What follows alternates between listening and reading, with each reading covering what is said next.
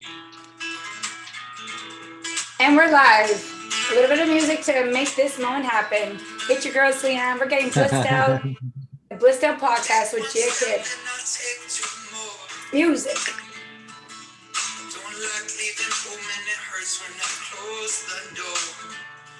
I begin to lose touch with everything. 4 wheels and 6 strings. Hope they can relate to the message I hope to bring. This is my dominion to knock down division. Hope to wipe eyes with. So that's one of Jaia's favorite songs. He's a great reflection of my heart, a good friend from a great part of the journey of my life, and an amazing teacher in our community. I want to welcome to the network and to the show, as you've already been in the network, but into our podcast. Jaia, welcome to BlisstOut podcast today. How you doing? I'm great, Leanne. Thanks for having me, inviting me on, and following up. Yeah, excited to be here, as always, in your company. Yes. So our questions today are going to be around music, viewers, because we have a wonderful soul who is not only a wonderful teacher and what he teaches with Empower Vocal Energetics. Tons of that information already in the network when he's gone live alone. But today we're going to be focusing on his music, because what you don't know enough about him is really this is a big part of who he is and why he shares Empower Vocal Energetics. So, Jaia, what brought you to music? Yeah, I'd have to say it was definitely the music of language. I feel like from a young age I became a word nerd. I became obsessed with the written word as early as the first grade. I remember my mother reminding me, like, hey, you told me that your grade was doing a reading contest and you haven't really gotten me to sign anything for your stars since then. I was, oh yeah, I kind of forgot about that. And then I just became so immersed in that world. I ended up winning that reading competition in grade 1. Later that developed into like definitely a passion for lettering. I was one of the first kids in my class to graduate from printing to cursive writing. And then, now I no longer cursive write. I almost always print everything. I came to poetry seriously when I was about 16, and I had a facility for, the rhyming style, prototypical poetry. I think when I was growing up, I saw poetry as like something that people saw as depressing and dark. And so I was always trying to give it this other life. And it was only once I really got into poetry that I realized the poetry scene was kind of boring. It was before I experienced slam poetry. So my first instinct was to learn how to sing, because, someone pointed out to me that, like, well, rock stars are just poets. And I'm like, okay, yeah, that makes sense to me.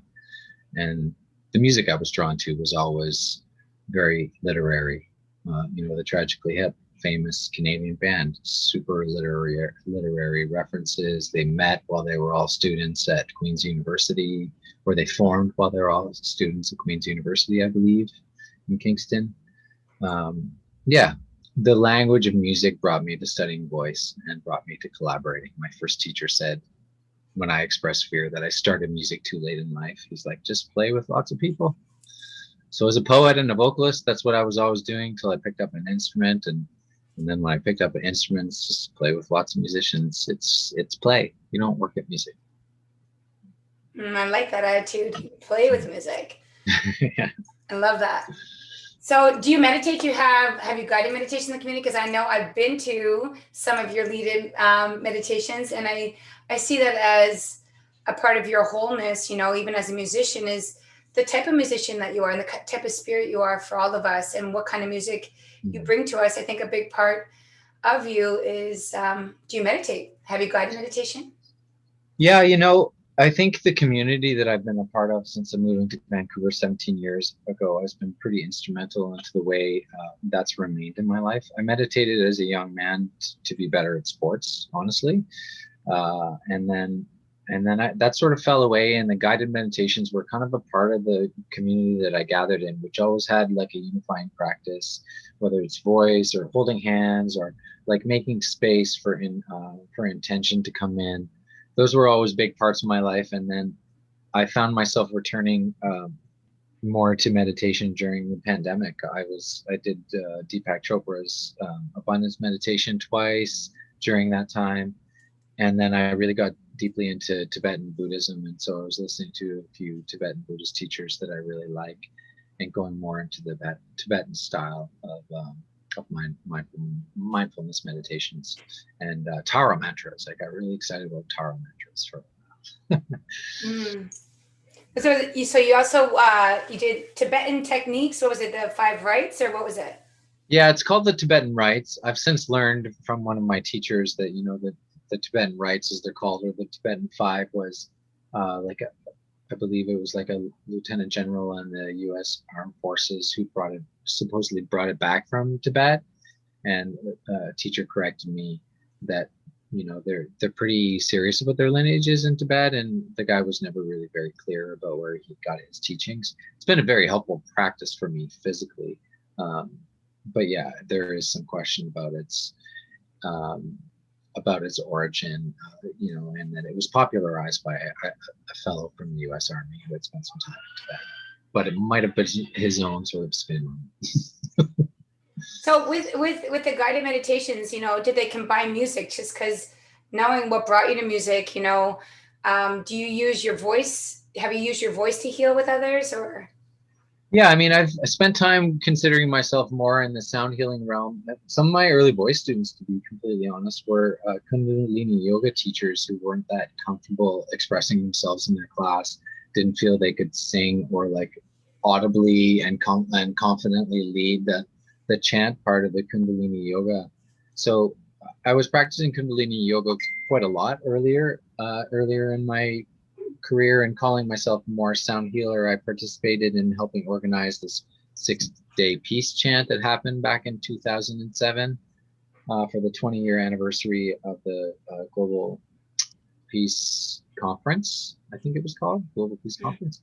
So yeah, I've spent a lot of time in those realms, and I definitely always tout empowered vocal energetics as more a holistic approach to the voice. So it does touch on that. I do talk about, in empowered vocal energetics, I talk about how all the endorphins and chemicals that you release when you sing, and also when you create harmony, even with yourself. I do these meditations where you're singing into bowls, or even your cupped hands right in front of your mouth, so you can hear your voice more. But what you're also doing when you do that stuff is you're reflecting and resonating your cells. And if you can hold a nice tone while you're doing that, that in itself has healing properties. So I guess the answer is kind of all over the place, but there's so many applications that I think voice has a tool for healing and wellness that it's difficult to nail them all down in one answer. Yeah, for sure. Well, for me, in my personal experience, when you had led some of your guidance using your voice and sound at Just Dance was phenomenal. So I'm definitely a student of you and a friend, and I think you're pretty fantastic. What is poetry and music to you, and how does it play a role in how you express your style of music? Yeah, people ask me all the time, like, what kind of music do you make? And I still came to music from the poetry perspective. And when I say I've written thousands of songs, I might never ever record everything that I've ever written, as a poem that I didn't see as a song till many years after I wrote it. And so I think the poetry and music will always inform the practice of beingness. And like I said earlier, I think that music is just an extension of like play in a different realm. And so, I found to get comfortable sharing my heart and soul, what I tended to do over the course of my life was to be in service, and to be in service in realms which supported my full expression, which has supported me also celebrating those other people that were on the same journey. So I've hosted and emceed, been master of ceremonies for Earth Dance Vancouver, for the Sacred Sexual Music Festival, for Pancakes and Jam, an excellent live music event. And all of these things, I was just showing up mostly as a volunteer because I cared about other people's full expression. But I also realized, just like anyone who spends a lot of time like honing and perfecting a craft, if you're really going after mastery, you have to immerse yourself in the world that you want to be in. And to me, when I was first showing up as an MC, it was to be around great musicians and to get to play and to add some lyrics and to freestyle with these amazing musicians. And then it just became such a part of who I was, that's how people started to see me. So I came to music as a poet. It was only years into it that I started to realize, oh, like other people are now seeing me as a musician. And that's an interesting transition. It wasn't one that was mindfully made. I mean, I remember when I picked up an instrument and I was like, I'm going to commit to this and get good at it. But I still didn't take myself very seriously as a musician, because the approach was always poetry and voice, and wanting to lend that aspect and wanting to feel comfortable on stage to just like rip open your soul and like share on a deep level and transport people from, where they are to like the better world that's possible. I think that's a lot of what my poetry and music is infused with, is not dystopian, but utopian potentials. I think I realized at a young age that, a woman that I met when I was giving away free poetry one year on World Poetry Day. I know this is a bit of a long answer, so I'll keep the rest of it short. She's like, oh, in Iran, the poets are like the prophets. They're the ones we look to see what's coming. And that kind of fleshed out over the years. I started recognizing this unique emotion when something I'd written years before came true. I was like, oh, that's weird. It sits in your body in such a unique way. And then I started recognizing those vibrations. I'd opened myself up to dance, and then the stuff would just flow through. That it was just like, I call it training the hand to get out of the way. It flows through so rapidly that I'm not pausing to think about it or edit. I'm just like, and these perfect rhymes are coming out, and they virtually need no edits when they're done. So there's a lot to that. And, the spiritual state, the flow state that athletes get into, it's the same for creative people. And dance was always an easy access to that, to give me like full spectrum control over the meaning making that we're always doing.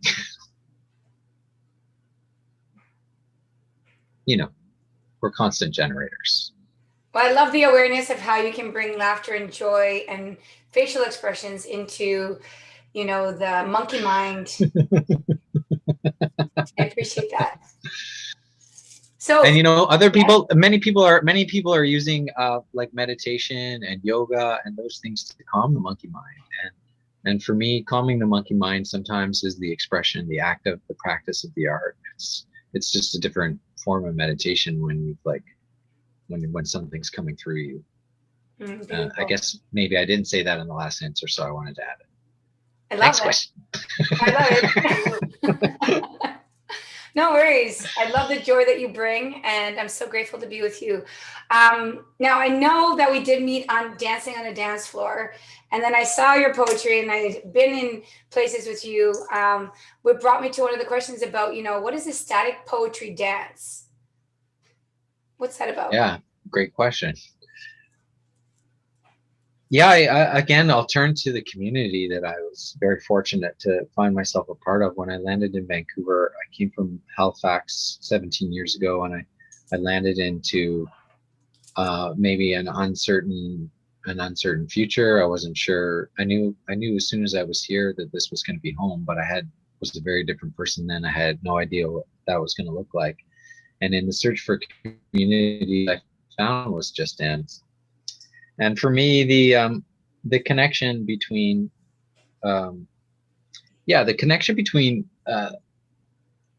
like how one moves is very intimately connected to their wholeness. I think and I say study loosely because I did have some movement teachers, but I studied dance mostly organically through some movement modalities called Kundalini dance, and then had some foundations from a teacher who was really schooled in the Lavin and Alexander technique.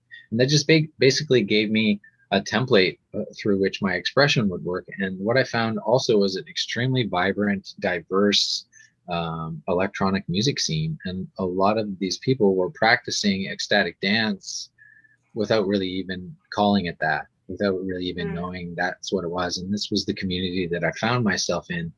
And then I started noticing the intimate connection between like how when you dance yourself to a really satisfied place, it's almost better than any drug that you can take, because it is such a pure feeling and an open feeling. And it's like all the blockages in your body and the densities and discord can be released through the music. It's also the togetherness aspect of being all together. You're almost losing your ego in the dance. And then by also having this practice of writing on a daily basis for so long, when I combined the two of these, that was when I started to notice that the songs that I was writing were about where we were going and not where we were stuck. It's about creating the future in people's hearts and minds and enabling them to feel and embody that through the dance. So the ultimate goal, I think, for music is just being able to move thousands of people in a way that's not base or condescending, but like uplifting and visionary. You're bringing right? really, really good words to my heart. And which leads me to a question I want to ask now, because I feel what I know about you, and then when I've heard the lyrics in your CD that you have, and watching you grow, and then also seeing you as a wonderful teacher, tell us a little bit about your album and your writing of music, because what I can hear, what you just said, is exactly what's in that album, and how I appreciate the words that you use. That for somebody like myself that's been meditating for about 25 years, your words hit a home run. And I really feel like that's why people need to listen to your music, and why we need to talk more about who you are and what you do and your uniqueness. I think it's very profound, that I think you're ahead of your times. And I think now that we're in these times, how your words can uplift people. So tell us about the music that you have on your album and the music that you write. So this is my last album. It's called Shake Your Sunshine. I wasn't separating Jai and Aquarian then. I just said Jai Aquarian as but yeah, this album was an interesting process for me. I'd been several years playing the ukulele, and I wanted to put out an album that showcased that I was a musician. And I also have a background in making live vocal loop hip hop. And I wanted some slightly better production. So I leaned on a couple people that are local producers, my buddy Dave Mill, and then my friend Aaron Hanford made really sweet tracks. And I made a really fun track called Kitties, which was sort of it's kind of a song about reclaiming our sexy weird, how this beautiful thing happened kind of during the Me Too movement, where the safe spaces that were reclaimed on dance floors became a place to explore our sexuality in this playful, innocent way. And so Kitties was the song that came out of that, and my buddy Aaron Hanford made a beat, and that was my first music video. So that was a really fun process to make with a lot of local dancers and artists that I really respect.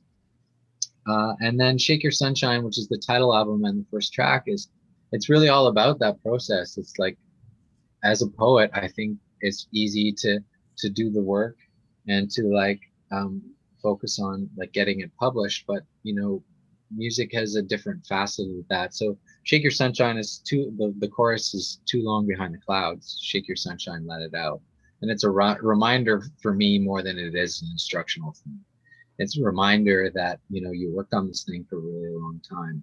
What's the point of keeping it to yourself and hoarding it? Why be shy about the talents that you've obviously nurtured and the talents that honestly only developed because I think I had a need for some sort of emotional resolution in my life that I wasn't getting without the creative aspect. So it's about that. The next song is called Coming Soon, and that's literally kind of about the process that I was describing earlier. Coming soon to a doubt near you, total recognition that it's all been a ruse. I wrote that at a time that was really more about telling myself that I was stuck when I had the keys, to get out of that cage. It feels especially applicable during COVID to sing that song, because I think there's a lot of lines in there, not just the one that I spoke, but a lot of lines in there that speak to the deception that we're daily exposed to. A very, very deep felt sense of my knowledge base that I come from as an historian and someone who spent a lot of time looking into what's going on in the world. It'd be impossible to write and not infuse a little bit of that into the hopefulness, just like a reminder that we are the arbiters of our freedom and our ability to choose what reality we live in. That's what Coming Soon is about. Imagineer, the third song, is really, I spent a lot of time that maybe more people would have heard of my music or the poetry behind that music if I wasn't paying off student loan debts. Imagineer is it's a truth to power hip hop tale about debt-based money and how it essentially is it's the last slavery that exists on this earth. There's probably pockets of literal slavery, but debt-based money is a way in which a very small group of people keeps most of the world enslaved to an idea that the nations that create their currency from debt then have its citizens as taxpayers to pay back that debt. But we were never given choice in that option, and that there's abundant resources in this world. And Imagineer is the first line is, let's Imagineer the future and integrate our souls. Lift the shovel of industry and penetrate the soil. Let's grow a future loving with resources for us all. Deconstruct the capital and repave with broken walls. And the capital in this case is money. It's this thing that, yeah, right now we have to work with. But imagine what could be in place of money, because the technology exists for us to create community level currencies and means of exchange that are not taxable and that are not benefiting a small group of people. That's what that song's about. Unscrew the light bulb. I could give you the details behind that song, but I've told that story a lot of times. I'll just refer to the chorus. Unscrew the light bulb, let's all go dark, to a place behind our eyes before we knew the spark. Before our epiphanies and before our hearts, before all these people that we're learning to love. I'll just say that was written at the beloved Sacred Art and Music Festival in Tidewater, Oregon, and it was quite a journey that got me into these profound truths, you know, that we're all trying to learn how to love other people, and as long as that we're doing the best that we can, as long as we're doing more good than we are harm, as long as we're conscious of our actions and how they might impact our environment and the people in that environment, that I think we're on the right path. And that's kind of like a song about the rituals that we create together, about the way in which we come together and unify and dissolve our egos in practices, whatever that practice is, but in practices that are meant to build the soul up by tearing the ego down. And it's not to say that the ego is a bad thing. It does keep us alive. A lot of people spiritually bypass and just say ego is evil. It's sometimes unnecessary in equations where it has more say than it should, but the ego is our friend. Wrapping that up really briefly, yeah, 5 is called Instinctual Creature. It's really about an ode to the dance floor. Instinctual creatures, we're all creatures of habit. We feel a bass line, we move, and drum scheme, we tap it. And then, yeah, Kitties I mentioned was track number 6. There's a good story behind that too, but I won't tell it right now. And Agitated Ocean is like, yeah, it was a song for a friend who was going through a hard time. And it's about how the divine feminine can really spark something intensely beautiful in a man, even if there's no desire for like union. This was just a dear friend who was going through something, and I kind of wanted to cheer her up. And we'd done our dance and our flirtation long before and decided we were going to be friends. But it's one of those songs to me that showcase the important role that that the feminine plays in my life as a poet, and how that contrast between the masculine nature I come from and the nurturing softness of the feminine really appeals to me in such a way that I want to step into that in words. And it's kind of like a seduction poetry without the sexiness. Yeah. So good. There you go. I'll run down of the whole album. Did that answer your question? Well, I think everybody needs to know where they can get one from you. So make sure you guys add Jaia Kydd and direct message him to get a copy, and ask questions away. He'll be doing more of his Empower Vocal Energetics in our next festival. But in this festival, he's going to be going live and providing some of his music. So I think you should play one of those songs, or you'll have a half an hour to go live, so you can maybe play a couple for the audience at that time. So audience that's watching right now, and anybody who gets to see this before April 25th, 2021, Jaia Kydd will be going live that day in the network with some of his music. And I really believe in him. I love what he does. I want to ask him a couple more questions before we wrap this up. And, you know, who are your inspirations? Because I know we talked a lot about your journey as a child in school. And one of the songs that I played today was the Satsang Pyramids. I love music myself, and I'm a big fan of making sure that we use music for healing and giving us more multi-dimensions. But tell us a little bit about, like, who would you want to play with? Who would you like to be on their platform? And how can we make that happen? Ooh. You know, I had a dream once that Ani DeFranco assigned me to her record album, which was a bit of a long shot at the time because I only had a couple albums of poetry out. I think she's one of the most incredible songwriters alive, next to Bob Dylan and a few others. She just writes from this beautiful, unencumbered by record labels. She created her own independent record label when she was 18 years old. Kind of like pop, or pardon me, punk, folk sort of mixture, really outspoken liberal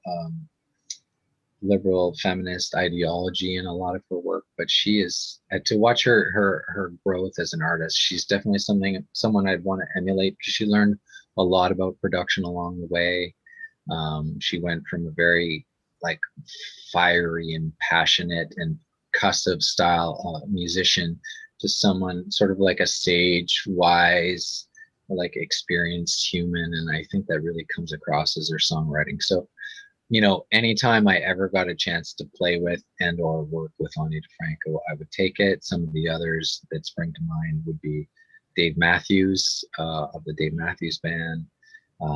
Ben Harper was a huge influence on me. Yeah, there's almost so many I couldn't listen. That Satsang is sort of more later, more recent to the song that you played at the beginning. But when I heard that song, I felt about how I felt when kind of music showed me that I could stop striving, and it sort of arrived as you were into like this place where I call it the garden of music. And the line that came to mind with one of my good friends who's also a musician was this reminder that I got from a medicine ceremony that once you've been to the garden of music lives within you. And so, yeah, I mean, there's so many names that I could list that I would love to collaborate with. I've gotten to collaborate with some of my favorite electronic musicians. I got to do a show with the Human Experience, but one song. I mean, ideally, I would love to do a whole set performance with the Human Experience again. I think he's one of the most talented electronic music producers out there. And he's doing a lot of live electronic fusions, which I think is why I'm drawn to it, because I walk in both of these worlds, the electronic music world as a vocalist, and then the live music world as a musician and a songwriter, and also a vocalist, you know, willing to collaborate with whoever would come my way. Those are definitely, yeah, two of the big collaborations I'd call into being. Full set collaboration with the Human Experience, and someday I would just be so honored to sing with Ani DeFranco. Nice.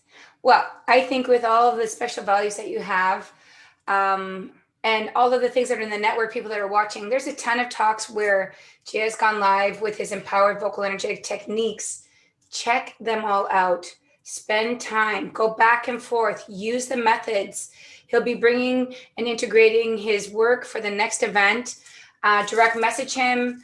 But we're so happy to have you, Jaia. We're so lucky for your gift to this earth, as you know, as a receiver of wisdom, and magically you put words together. You're very talented.